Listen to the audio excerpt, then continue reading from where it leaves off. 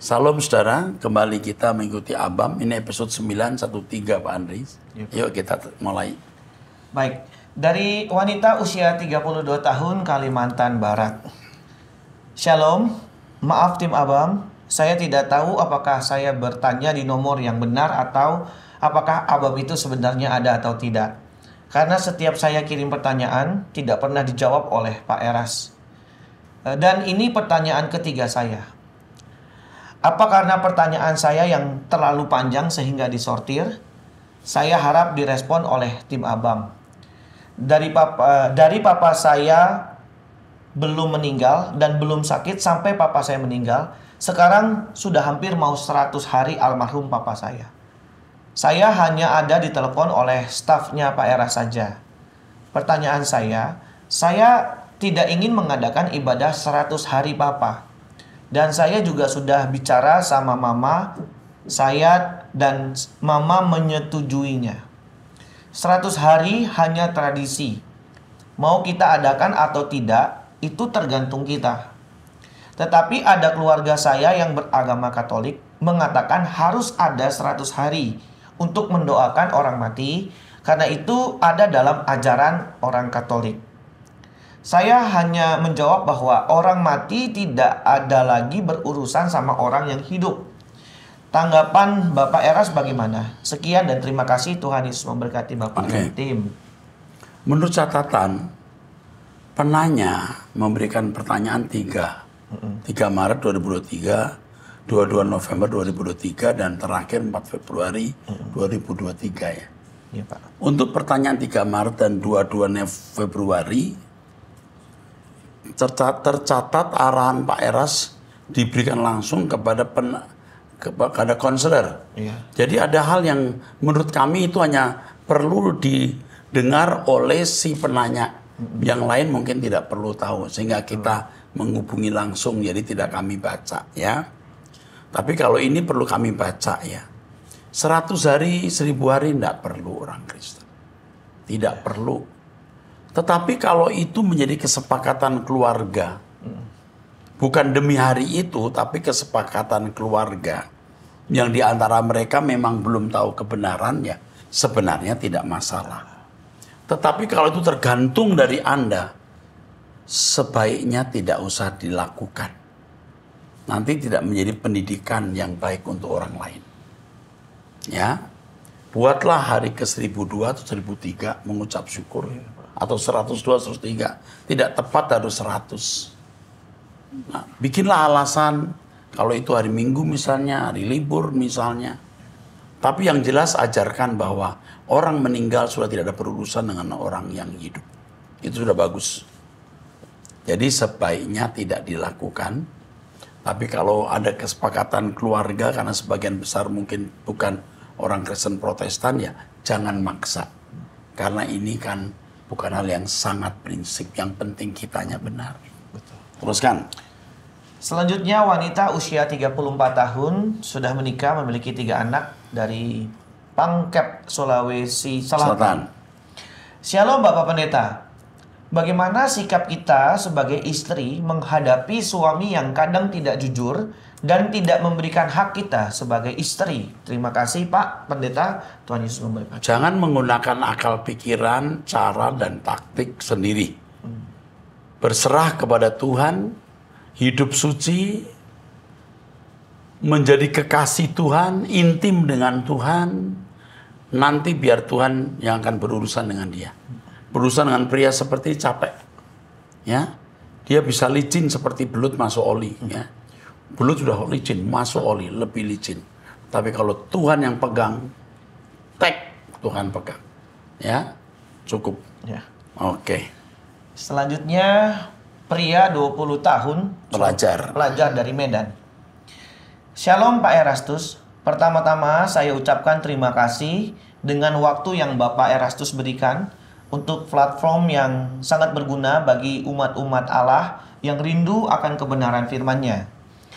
Pertanyaan saya sangatlah singkat, Pak. Ini soal Tritunggalnya. Oh iya, Tritunggal, Pak. Kalau begitu nih dari Medan ya, usia 20 tahun. Ya. Nah, kamu Ini dia bingung juga kenapa banyak orang, mohon maaf Pak Era, saya hanya ingin tahu akan ramai dibahas ya.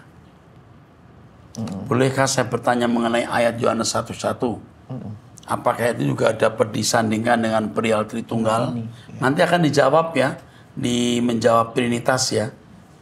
Dari Justin Tandiawan ya. Justin Tandiawan di Medan.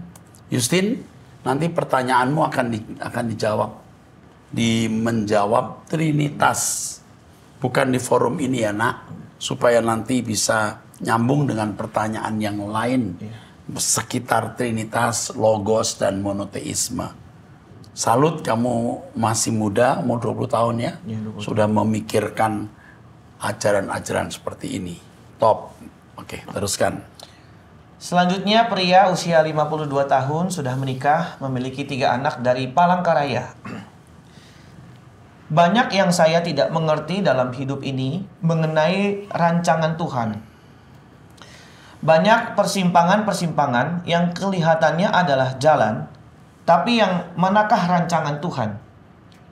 Saat ini saya sedang melakukan pekerjaan Tuhan, namun bukan pekerjaan gereja. Hanya saya yang dapat melakukannya dan tidak dapat digantikan oleh orang lain. Menurut saya ini adalah predestinasi atau pilihan dari otoritas Tuhan yang mau tidak mau harus saya emban.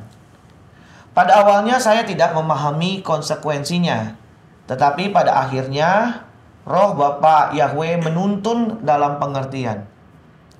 Makna dan tujuan dari tugas yang diemban ini yaitu suatu bagian dari proyek keselamatan dari bentuk yang lain, yaitu mencegah kekuatan jahat dari manifestasi Dajjal muncul di Kalimantan, khususnya Kalimantan Tengah. Pekerjaan baik ini dibalas dengan kejahatan oleh banyak orang menurut pikiran dan perasaan saya. Mohon nasihatnya dan pencerahannya. Konsekuensi jika saya tidak sanggup bertahan adalah manifestasi kekuatan Dajjal akan terwujud di Kalimantan menjadi 7 kali lipat dari peristiwa Hasangkayahu yang dahulu terjadi dalam kultur Dayak. Kekuatan ini akan muncul menyebar ke seluruh dunia dan rasa haus darah yang tidak pernah terpuaskan akan meluas. Pedang kebinasaan yang tidak digerakkan oleh tangan manusia menyebar ke seluruh penjuru dunia ini. Pemikiran yang ada dalam kepala saya tidak dapat memberikan verifikasi kebenarannya. Hanya saya pendam saja. Namun dahulu pernah ada nubuat atau ramalan atau perkataan yang disampaikan oleh tokoh Dayak, yaitu Pak Cilik Riwut, sahabat Presiden Indonesia pertama Pak Soekarno, bahwa akan datang panglima, bukan pangkalima, dari timur menyelamatkan negeri, tolonglah dia. Demikian verifikasi ucapan Pak Cilik Riwut mengenai tugas yang saya emban. Ucapan ini saya dengar dari almarhum Pak Ayan Bagas, mantan pasukan Dayak di divisi Pak Damang Pijar, pada saat saya dulu ke pedalaman Kalimantan Tengah.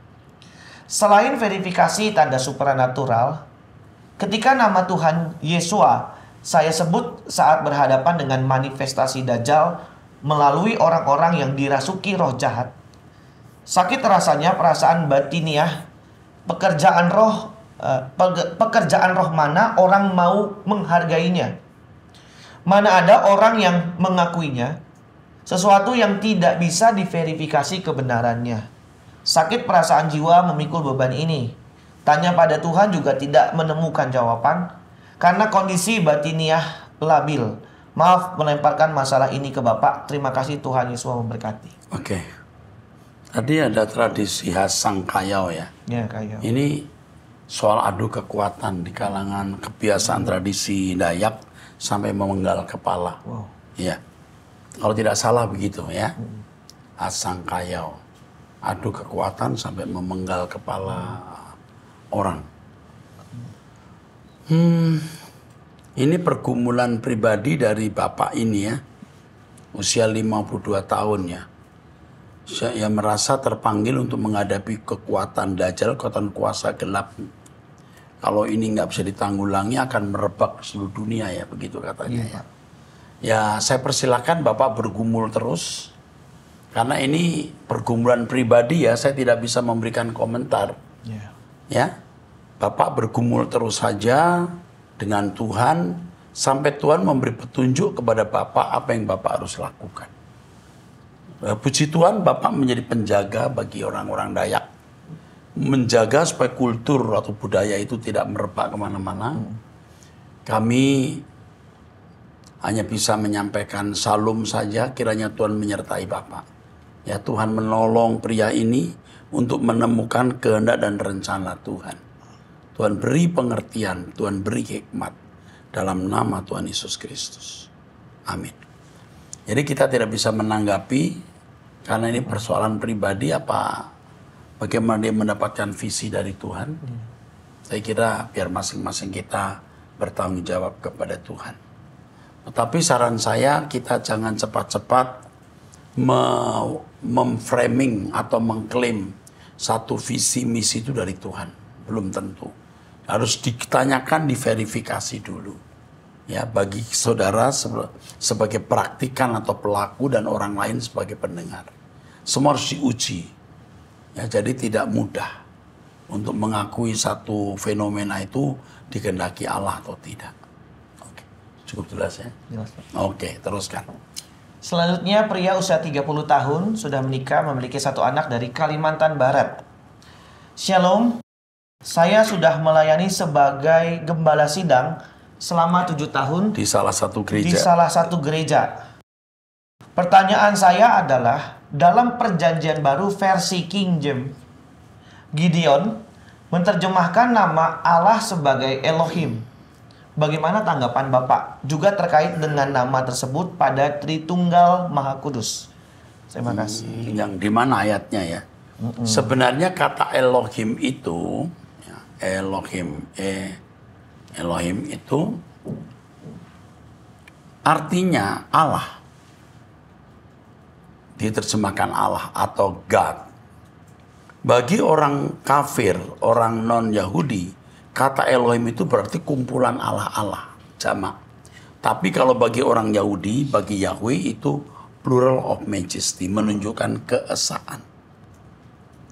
Jadi dalam versi King James, Gideon menerjemahkan nama Allah Elohim sebagai Elohim. Nanti saya cek ayatnya di mana, ya, karena kita nggak tahu ada ayatnya ya.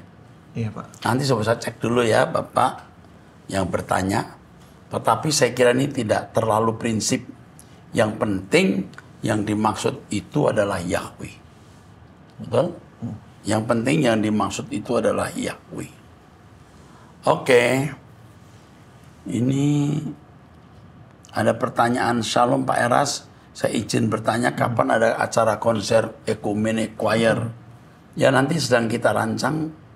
Ada acara konser Ecumenic Choir ya. Nanti diumumkan. Oke, Tuhan berkati. Teruskan. Selanjutnya pria 46 tahun sudah menikah, memiliki 3 anak di Surabaya. Ya. Shalom Bapak Pendeta Erastus dan tim Truth ID. Ini adalah surat pertama saya.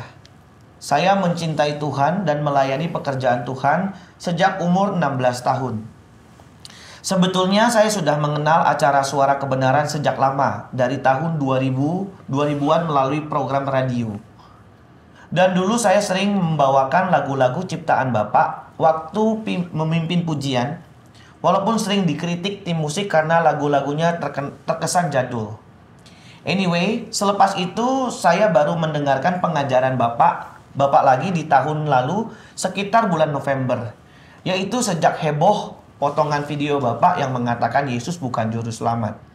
Dan pernyataan itu sudah beredar luas, serta jadi perbincangan serius di kalangan Kristen. Dan boleh dikatakan banyak sekali yang percaya potongan video itu. Salah satunya saya. Waktu itu karena hanya menonton sepintas.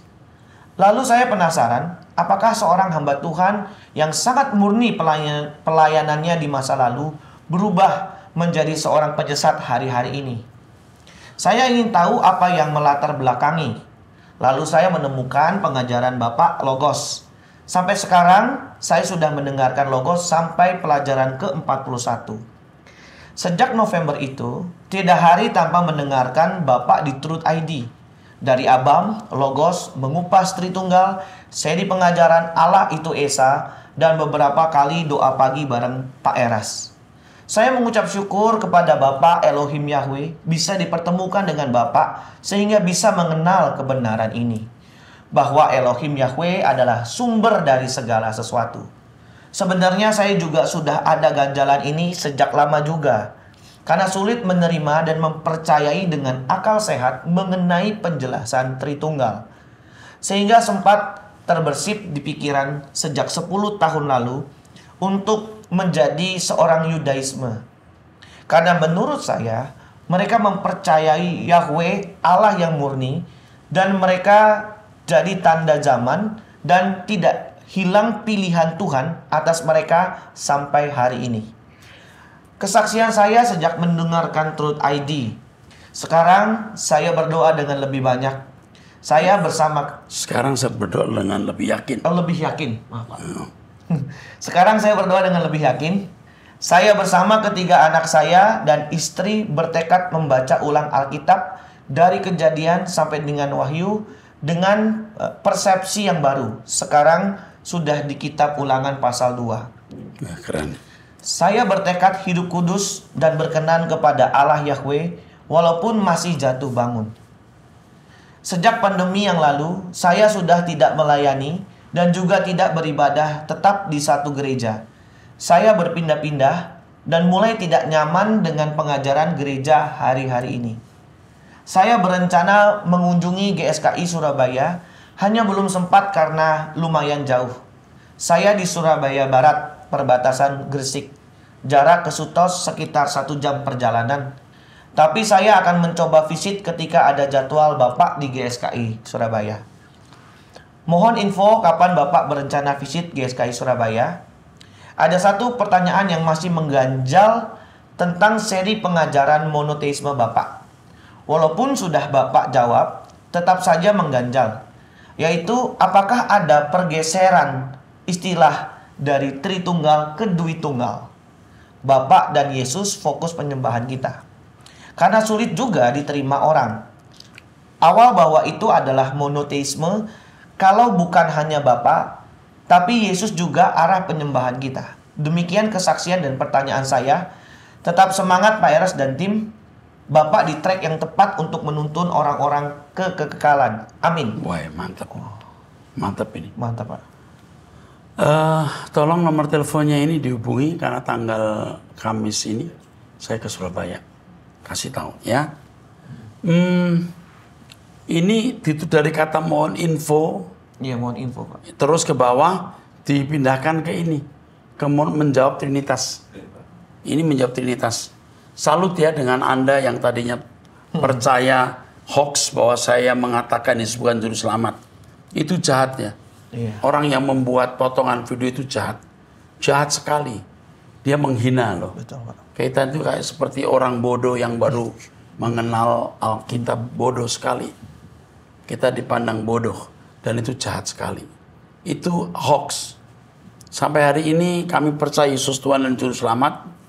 Pengakuan iman rasuli menjadi pengakuan iman yang kami bacakan setiap kebaktian. Jadi itu hoax dan itu jahat. Itu merusak nama baik. Puji Tuhan ada orang-orang yang terselamatkan seperti Anda. Sehingga Anda tidak kemakan kejahatan, fitnah atau hoax tersebut. Kami percaya Yesus Juru Selamat, satu-satunya bahkan.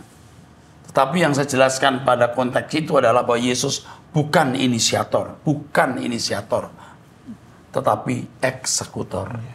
Jadi Yesus bukan Juru Selamat sebagai inisiator. Tapi Juru Selamat sebagai eksekutor. Itu yang benar. Ya, oke? Tuhan berkati. Maju terus. Selanjutnya wanita 29 tahun sudah menikah, memiliki 1 anak dari Sumedang, Jawa Barat. Selamat siang Pak Eras.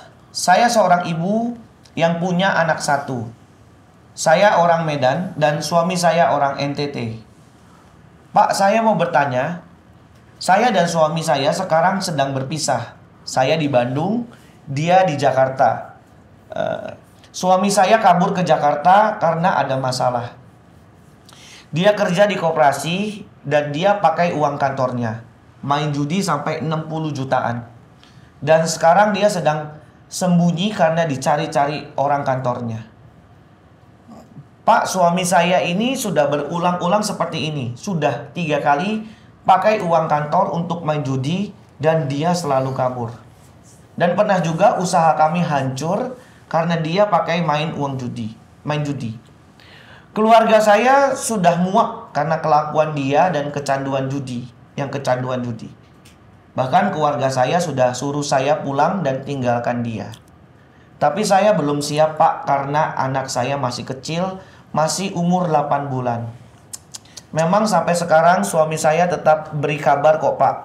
Yang jadi pertanyaan saya, apakah saya masih harus mempertahankan pernikahan ini, Pak? Atau saya pergi saja? Tolong dijawab, Pak. Dan terima kasih banyak. Terima kasih, Tuhan Yesus memberkati. Usiamu baru 29 tahun. Mungkin suamimu juga terpaut 3-4 tahun lebih tua gitu atau lebih muda. Masih ada kesempatan dia bertobat.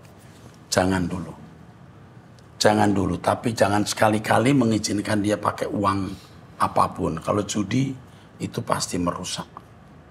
Ya. Masih ada kemungkinan suamimu bertobat. Besar kemungkinan suamimu bisa bertobat. Jadi bersabar dulu. Itu jawaban saya. Kamunya ikut doa pagi dengan saya jam 5 pagi. Punya doa pribadi mendengarkan khotbah di Truth ID. Biar Tuhan membangun imanmu.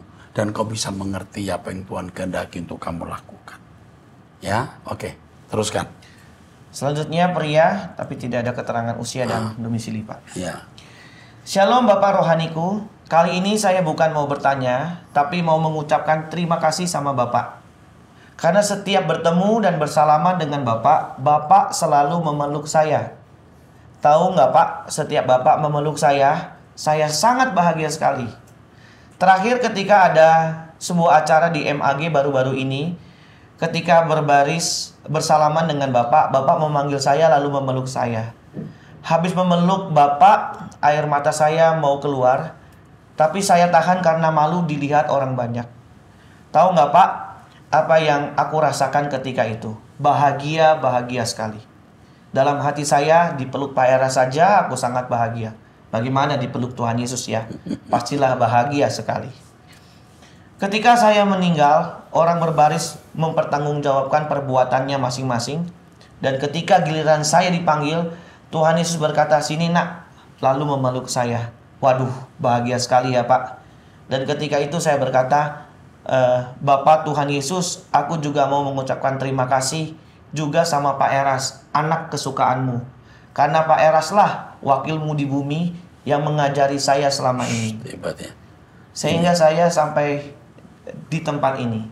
Dan kalau boleh saya juga minta sama Tuhan Yesus kiranya memberi kesempatan untuk reunian sama semua para pecinta suara kebenaran saat di bumi dan bersalaman sama Tuhan Yesus. Dan Pak Era sambil mengucapkan terima kasih lalu memeluk. Sekian dari saya, Pak. Dari saya seorang sampah yang pernah dibuang oleh gereja dan beberapa pendeta, dan sekarang sampah itu sedang didaur ulang oleh Tuhan Yesus dan seorang Bapak yang sangat baik saat mengasihi aku. Aduh, saya sampai terharu, Pak. Menyentuh ya. Ini kalau Pak Yuda udah nangis nih. Pak Yuda, kamu aja nangis ya. Ini hebat ya, luar biasa ya ini ya. Luar biasa loh ini. Ini tulus loh tulisannya ini. Dia nggak buat-buat nih. Kita sampai terharu loh. Aduh, luar biasa nih, terharu ya. Tidak semua orang saya peluk. Tidak semua orang saya peluk. Tapi kalau ketemu orang ini saya peluk terus. Kan itu naluri ya. Ini harus perlu butuh. Dia dibuang kayak sampah, dibuang oleh gereja-gereja, nggak dihargai. Itu membuat dia merasa diterima. Tadi kita bicara ya sebelum ini ya. Kamu lihat ada nama-nama orang yang dihindari orang. Karena kelakuannya atau penampilannya. Tapi di gereja kita masih bisa betah. Ada kan? Si ini saya sebut gitu. Termasuk dulu ada seorang bernama Pak Lopeng An ya. Iya. Kalau bilang amin, kencengnya enggak kira-kira. Amin sambil berdiri. Sampai orang marah itu ya. Iya. Tapi saya nggak marah. Betul. Saya bilang, tenang, nggak apa-apa, dia bisa amin. Haleluya, kenceng banget tuh. Waduh. Tapi satu kali dia jatuh di gereja meninggal. Iya. Dan itu menjadi kenangan manis karena jemaat mengantar dia. Waktu meninggal itu rame banget. Sampai petugas rumah duka berkata, siapa orang ini kok serame ini? Iya. Karena waktu itu juga saya sedang sibuk pelayanan. Habis kebaktian harus datang ke dia. Lalu ada seorang jemaat minta jemaat menggunakan forwarder ya. Forwarder tuh ngantar tadi bunyi tuing. Mobil saya di belakang. Karena udah terlambat. Habis kebaktian di sini harus mengunjungi rumah duka untuk buat kebaktian penghiburan. Karena nama Bapak Lopeng An ini cukup dikenal karena paling keras kalau dia amin. Amin sampai orang kaget. Pada mula-mula dia teriak itu orang nggak suka loh. Marah gitu, saya bilang nggak usah. Jangan dia ini. Malah nggak usah dia sungguh-sungguh. Nanti saya pernah bilang, amin ya Pak Lopeng An. Nanti Bapak bersama saya di surga ya. Terus dia berdiri. Bukan hanya saya Pak, semua di sini. Dia khotbah di situ. Iya, betul. Dia akhirnya khotbah lagi dia. Kalau Pak Wiknya khotbah, kita harus hidup untuk Tuhan misalnya gitu. Dia berdiri, selalu untukmu. Iya, betul. Dia nyanyi gitu, selalu untuk, kalau sama saya nggak terlalu berani dia. Pernah dengan Pak Wiknya begitu. Pak Wiknya sedang khotbah soal bahwa kita hidup untuk Tuhan, langsung dia berdiri loh. Selalu untukmu. Buset dah. Tapi kalau sama saya nggak sampai segitu. Tapi ya amin kencang banget. Saya bilang, Pak jangan keras-keras.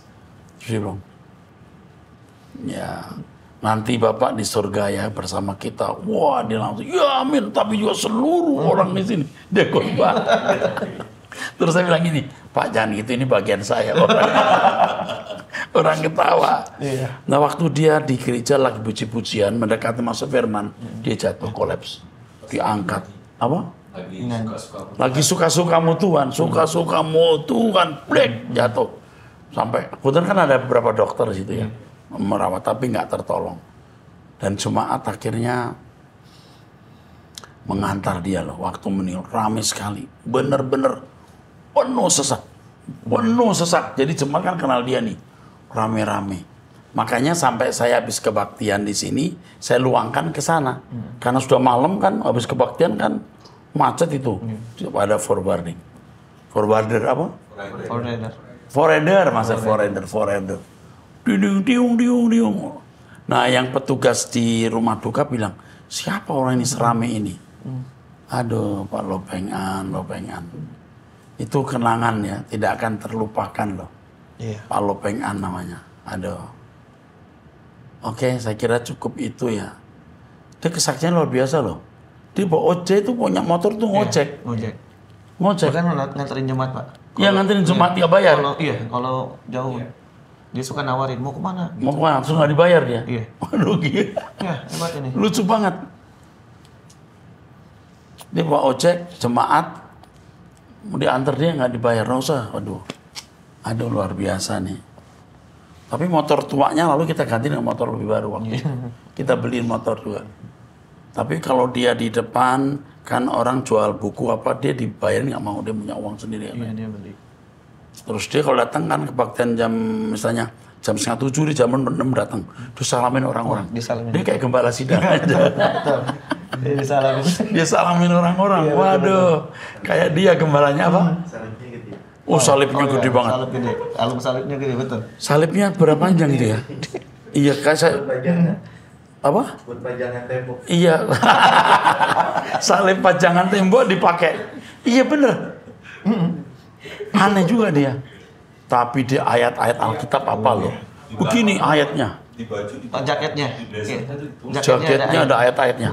Motornya pun ditempel ayat-ayat loh. Iya. Aduh itu. Sekarang udah dipanggil Tuhan pulang ya. Aduh.